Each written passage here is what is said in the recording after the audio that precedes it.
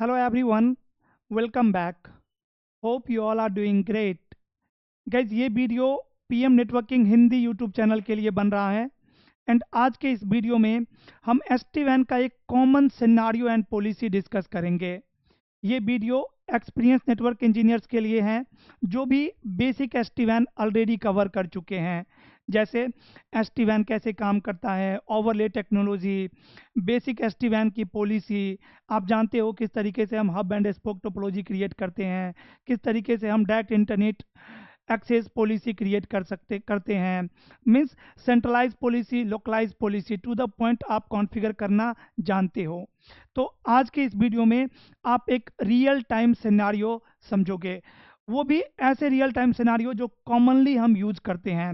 अगर मैं इस टोपोलॉजी की बात करूं तो आप देखिए मेरे टोपोलॉजी में दो डेटा सेंटर है, एक डेटा सेंटर इंडिया में है, एक डेटा सेंटर सिंगापुर में है एंड कुछ ब्रांचेज हैं, जैसे एक ब्रांच मुंबई में है, एक बैंकॉक में है, एक मलेशिया में है। और इस टाइप के जो सिनारियो है इंटरप्राइज नेटवर्क में काफ़ी कॉमन होता है, ये काफ़ी कॉमन सिनारियो है। तो क्वेश्चन आती है कि प्रफुल्ल इस टाइप के सिनारियो को हम कैसे कॉन्फ़िगर करते हैं, क्या हमारी रिक्वायरमेंट होती है, राइट। आप सब जानते हो कि एसटी वैन क्यों इतना पॉपुलर वैन टेक्नोलॉजी है, क्यों 75% इंटरप्राइजेस एसटी वैन यूज़ कर रहे हैं और बाकी भी यूज़ करने के लिए जा रहे हैं फ्यूचर में, राइट। फ्यूचर में हम वैनेज डिवाइसेस को एसटी वैन से ही मैनेज करने वाले हैं। आंसर इसका फिर एक क्वेश्चन आता है कि क्यों, इसका क्या आंसर है, क्यों एसटी वैन इतनी ज़्यादा पॉपुलर टेक्नोलॉजी बनते जा रहा है, क्यों सब लोग एसटी वैन ही यूज़ कर रहे हैं। इसके पीछे का रीज़न है इसका policy, right. The main beauty behind ST van is their policy. ST van policy की कोई लिमिटेशन नहीं है, जो भी आप सोच सकते हो वो आप इम्प्लीमेंट कर सकते हो, राइट। अगर आप मेरा एसटी वैन का वीडियो देखे होगे यूट्यूब पे, आपको पता होगा कितने आसान तरीके से आप पूरी टोपोलॉजी को कंट्रोल कर सकते हो एक जगह पे बैठ के, राइट। आपके पास वी मैनेज का डैशबोर्ड है और कितना बड़ा भी इंफ्रास्ट्रक्चर है, डजंट मैटर, सारे के सारे फैब्रिक को आप एक क्लिक में कंट्रोल कर सकते हो, पूरी राउटिंग बिहेवियर को एक क्लिक में चेंज कर सकते हो। ये कैसे पॉसिबल है, ये पॉसिबल है पॉलिसी के हेल्प से। और उसी पॉलिसी में एक हमारा पॉलिसी आता है प्रिफरिंग रीजनल डेटा सेंटर। ये कोई पॉलिसी नहीं है, ये मेरा एक रिक्वायरमेंट है, राइट। जो हमारे पुराने ट्रेडिशनल इंटरप्राइज नेटवर्क में भी था और एसटी वैन में भी है, बट पुराने इंटरप्राइज ट्रेडिशनल नेटवर्क में टफ था अचीव करना, बट एसटी वैन में ये काफ़ी ईजी है। अब देखो यहाँ पर रिक्वायरमेंट क्या होती है कंपनी की और बिजनेसेस की रिक्वायरमेंट होती है कि भाई मुंबई डीसी, मुंबई साइड, कहीं पे मुंबई में एक साइड है, ब्रांच है, वहाँ पे बहुत सारे एम्प्लॉयज़ है जो बैठे हुए हैं और एप्लीकेशन जहाँ पे वो काम करेंगे वो एप्लीकेशन कहाँ है, वो एप्लीकेशन इनके डेटा सेंटर में, वो एप्लीकेशन कहाँ है, डेटा सेंटर में। अब वो एप्लीकेशन कुछ भी हो सकता है, फॉर एन एग्जांपल वो एप्लीकेशन कुछ नहीं बल्कि एक इंटरनेट है, इंटरनेट एक्सेस करना।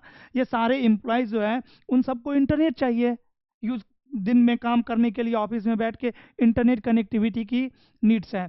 अब इनको इंटरनेट कहाँ से मिलेगा, या तो इनके पास डायरेक्ट इंटरनेट होगा, राइट, डायरेक्ट यहाँ पे एक इंटरनेट कनेक्ट होगा, वो तो यहाँ पे है नहीं। आप देख सकते हो ब्रांचेज में इंटरनेट है ही नहीं, इंटरनेट कहाँ पे है, सिर्फ और सिर्फ डेटा सेंटर में। दोनों डेटा सेंटर में इंटरनेट कनेक्टेड है, राइट।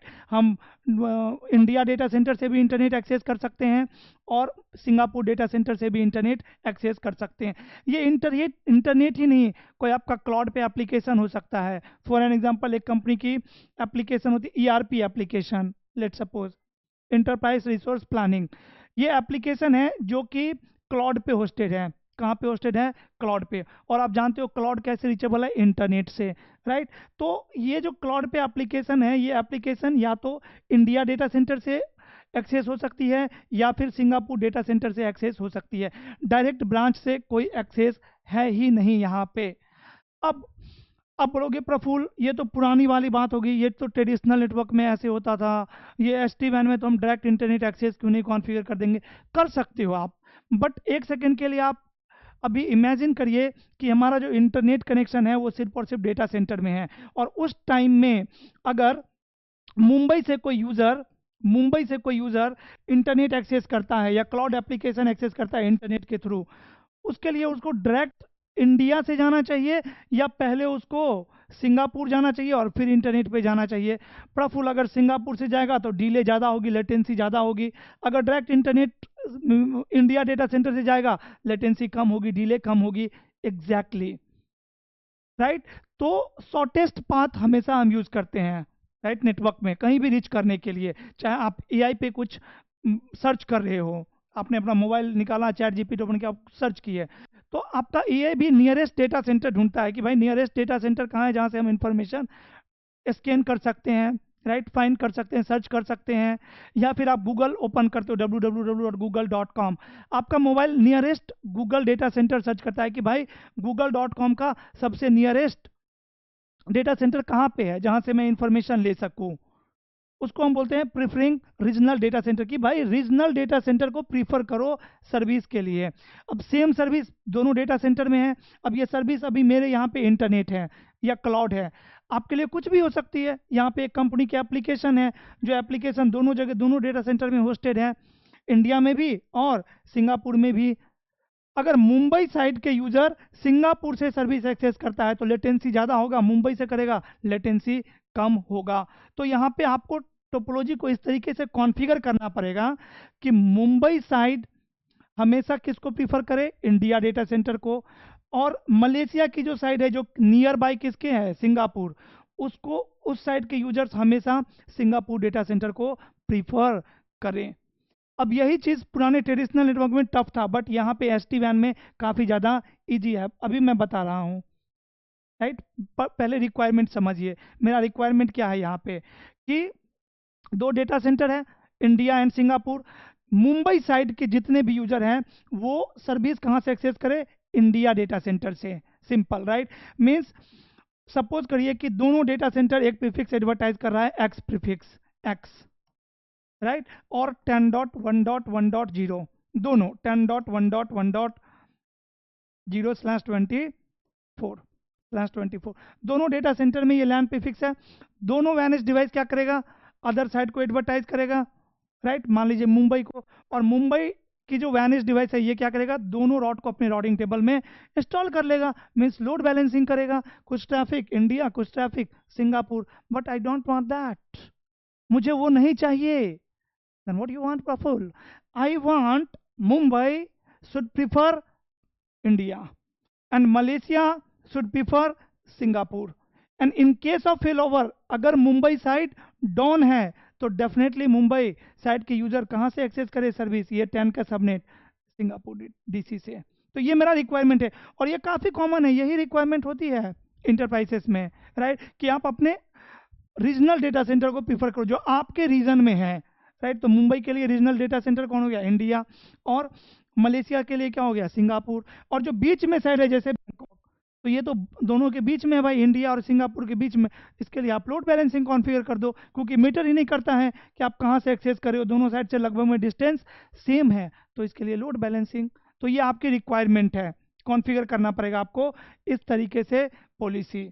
अब यहाँ पे अगर आपका कोई भी डॉट है तो आप कमेंट सेक्शन में पूछ सकते हैं, मैं डेफिनेटली उस पर और वीडियो बनाऊंगा, दूसरा वीडियो। इस वीडियो में जस्ट मैं एक ओवरव्यू दे रहा हूँ, और मैं ये जानना चाहता हूँ कि हिंदी में वीडियो, अगर मैं हिंदी में वीडियो बनाऊँ तो क्या ये आपके लिए ज़्यादा हेल्पफुल है, राइट, क्या आपको और अच्छी तरीके से समझ में आ रही है technology?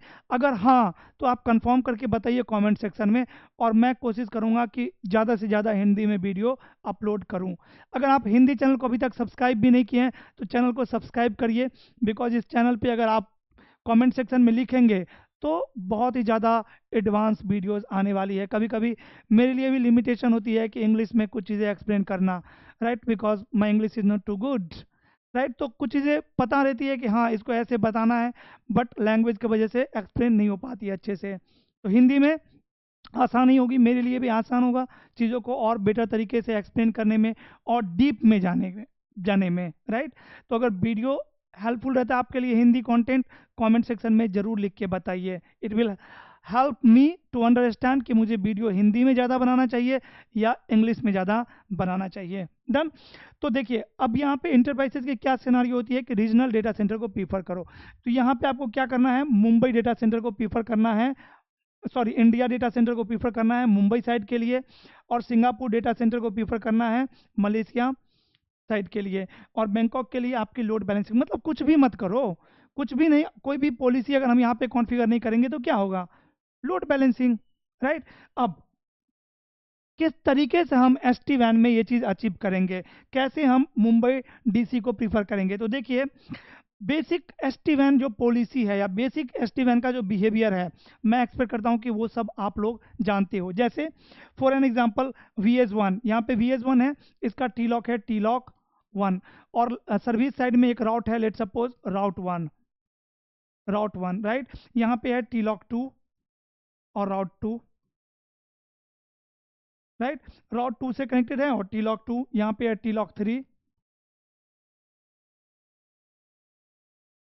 Route 3, T lock 4 and route 4, T lock 5 and route 5। ये मेरा टोपोलॉजी है। तो आप जानते हो बाय डिफॉल्ट बिहेवियर क्या है, ये जो VS1 है, VS1 अपना टी लॉक 1 किसको एडवर्टाइज करवाएगा, सारे वैनिश डिवाइसेस को थ्रू VSmart, ये VSmart को एडवर्टाइज कर देगा, और VSmart ये VS2 को देगा, VS3 को देगा, VS4 को देगा एंड VS5 को देगा, सारे VS इसके पास आ गया। Similarly VS2 T lock 2, T lock 2 जो इसका टी लॉक है वो सारे VS को देगा, VS1, VS3, VS4 and VS5। मतलब डीसी के जो दोनों वैनिश डिवाइसेस है वो सबको अपना टी लॉक एडवर्टाइज करवा रहा है। सिमिलरली जो ब्रांचेस के हैं वो भी सारा टी लॉक एक दूसरे को एडवर्टाइज करवा रहा है। तो VS3 टी लॉक 3 डीसी को तो देगा ही देगा, साथ में VS4 को भी देगा, VS5 को भी देगा, और ब्रांचेस के बीच में भी टी लॉक एक्सचेंज हो जाएगा। उसके बाद IPsec सबके बीच में एस्टैब्लिश हो जाएगा। और हम हब एंड स्पोक टोपोलॉजी में क्या देखे थे कि अगर मुझे यहाँ पे हब एंड स्पोक टोपोलॉजी बनाना है तो भाई पॉलिसी के हेल्प से तुम ब्रांचेस के बीच में टी लॉक कंट्रोल कर लो, राइट। हम बोल सकते हैं ना कि हे VSmart do one thing, VS1 का जो टी लॉक है वो तो भाई तुम सबको भेज दो, टी लॉक 1 वो तो सबको भेज दो, VS2 को, VS3 को, VS4 को एंड VS5 को। सिमिलरली जो VS2 का टी लॉक है, टी लॉक 2 वो तुम सबको भेज दो, VS3 को, VS1 को, VS4 को एंड VS5 को।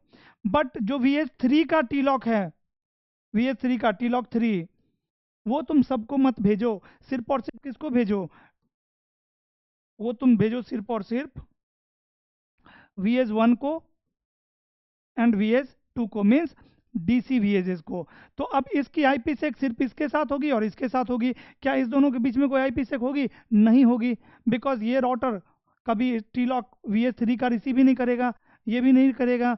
सिमिलरली VS4 के बारे में हम बोल सकते हैं कि VS4 का जो टी लॉक है, टी लॉक 4 वो भी सिर्फ और सिर्फ VS1 को भेजो और VS2 को भेजो। VS5 का जो टी लॉक है वो सिर्फ VS1 को भेजो और VS2 को भेजो, बाकी किसी को भेजो ही मत। मतलब हम ब्रांचेस के बीच में टी लॉक क्या कर दिए, रिजेक्ट। तो हमारे पास कौन सा टोपोलॉजी बन जाएगा, हब एंड स्पोक टोपोलॉजी। अब जो मेरा एसटी वैन का टोपोलॉजी होगा वो चेंज हो जाएगा, राइट। पहले फुल मेश था, अब कैसा हो जाएगा, ये हो जाएगा। अब मेरा टोपोलॉजी ऐसा है,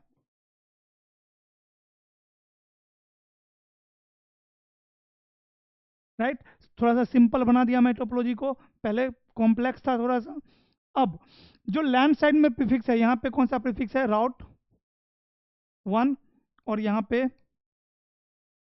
और राउट 1 नहीं, इसको ऐसे बोलिए कि यहाँ पे कौन सा प्रीफिक्स है, सॉरी, ये आपका IPsec है यहाँ पे, और आपका एक IPsec है यहाँ पे, राइट। अब इस साइड में इंटरनेट की डॉट मान लीजिए डिफॉल्ट और 0.0.0.0/0 0.0.0.0/0। तो दोनों वैनिश डिवाइस जो है सो अपना डिफॉल्ट रॉट किसको एडवर्टाइज करेगा, ब्रांचेस के। तो इसके पास कितने डिफॉल्ट रॉट है, 2। एक कौन से टी लॉक से आ रहा है, एक आ रहा है टी लॉक 1 से और एक आ रहा है टी लॉक 2 से, करेक्ट, दोनों टी लॉक से। और ये लोड बैलेंसिंग करेगा, राइट, लोड बैलेंसिंग करेगा। अब मैं क्या चाहता हूं कि ये जो टी लॉक 1 से डिफॉल्ट आउट आ रहा है इसको ये प्रीफर करे, इसको ये क्या करे, प्रीफर करे। तो आप कैसे टोपोलॉजी बनाओगे, आप किस तरीके से आप पॉलिसी कॉन्फ़िगर करोगे यहाँ पे। तो सिंपल प्रफुल, हम एक चीज कर सकते हैं ना, हम जानते हैं कि पॉलिसी में मेरे पास तीन टाइप का रूल होता है। एक टी लॉक रूल, जहां से हम टी लॉक को कंट्रोल कर सकते हैं। दूसरा राउट रूल, जहां से हम राउट को कंट्रोल कर सकते हैं। और तीसरा डिफॉल्ट रूल। डिफॉल्ट रूल क्या होता है? By default rejected, right. कि मतलब जो भी टी लॉक रूल या राउट रूल में मैच नहीं हुआ, उसके साथ क्या करना है भाई? उसको रिजेक्ट करो, राइट। तो तीन टाइप के रूल्स होते हैं SD-WAN पॉलिसी में: T lock rule, route rule and default rule. तो टी लॉक रूल में हमारा कॉन्फ़िगरेशन यही रहेगा कि ब्रांचेस के बीच में टी लॉक एडवर्टाइज मत करवाओ, और DC का जो टी लॉक है वो ब्रांच को एडवर्टाइज करवाओ। तो देखो यहाँ पे मुझे दो टोपोलॉजी बनाना पड़ेगा, दो टोपोलॉजी बनाना पड़ेगा। टोपोलॉजी नंबर 1, और इसको मैं अभी मिटा देता हूँ, और यहाँ पे बनाते हैं टोपोलॉजी 1। टोपोलॉजी 1। अब टोपोलॉजी 1 में मैं क्या बोलूंगा? लेट सपोज कि अगर ये टी लॉक DC का है, कौन से DC का? कोई भी DC का, दोनों DC का match, I can say match T lock of DC and accept it. Accept it, मैंने क्या बोला भाई? टी लॉक मैच करो किसका? DC का, और एक्शन एक्सेप्ट कर दो। दैट मीन्स ऑटोमेटिकली जो ब्रांच के टी लॉक है वो किस में जाएगा? डिफॉल्ट एक्शन में। और डिफॉल्ट एक्शन क्या है? रिजेक्ट। मतलब अब ब्रांच के टी लॉक क्या हो गए? रिजेक्ट। इस पॉलिसी में, इस पॉलिसी को मैं अप्लाई करूंगा ब्रांचेस के लिए, ना कि DCVS के लिए। DCVS के लिए कोई पॉलिसी नहीं है। मतलब DCVS स्टिल ब्रांचेस का टी लॉक रिसीव करेगा, बट ब्रांचेस अब सिर्फ और सिर्फ DC का टी लॉक रिसीव करेगा, या तो टी लॉक 1 या टी लॉक 2। दोनों टी लॉक, दोनों T lock 1 and T lock 2। सारे vanish devices, branches vanish devices के पास दोनों टी लॉक होगा। सेकेंड थिंग, दूसरे भी टोपोलॉजी में टी लॉक के लिए मेरा यही रूल रहेगा। टोपोलॉजी 2 यहां पे लिखता हूं, टोपोलॉजी 2, एंड यहां पे भी match T lock of DC and action accept. अगर DC का टी लॉक है, एक्शन एक्सेप्ट कर लो, तो मेरे पास हब एंड स्पोक टोपोलॉजी बन गया। So simple. अब देखिए राउट रूल के लिए मैं क्या कर सकता हूं? यहां पे बोलूंगा कि भाई इस टोपोलॉजी में, टोपोलॉजी 1 में मैच, देखिए बहुत अच्छे तरीके से, बहुत इंपॉर्टेंट है, match route of India DC। अगर ये किसका राउट है? इंडिया DC का, तो भाई एक्शन क्या करो? Accept and set preference value 100। अगर ये राउट किसका है? इंडिया का, इंडिया DC से राउट आ रहा है, तो उसको एक्सेप्ट करो और प्रेफरेंस वैल्यू उसमें कितना ऐड कर दो? 100। और फेल ओवर के लिए, कि अगर कभी इंडिया डाउन है तो कहां पे ट्रैफिक जाना चाहिए? VS2 पे, सिंगापुर DC में। तो एक और स्टेटमेंट डालूंगा राउट के लिए कि मैच करो किसका? राउट ऑफ सिंगापुर DC। अगर ये सिंगापुर का राउट है तो एक्शन बस एक्सेप्ट करो और कुछ मत करो, राइट। अगर ये किसका प्रीफिक्स है? सिंगापुर का, तो एक्शन एक्सेप्ट करो, बाकी कुछ मत करो, वैसे ही रहने दो, कोई प्रेफरेंस नहीं। तो ये जो टोपोलॉजी मेरा 1 है, उसमें देखिए हम दोनों रूल कॉन्फ़िगर कर दिए, टी लॉक रूल और राउट रूल।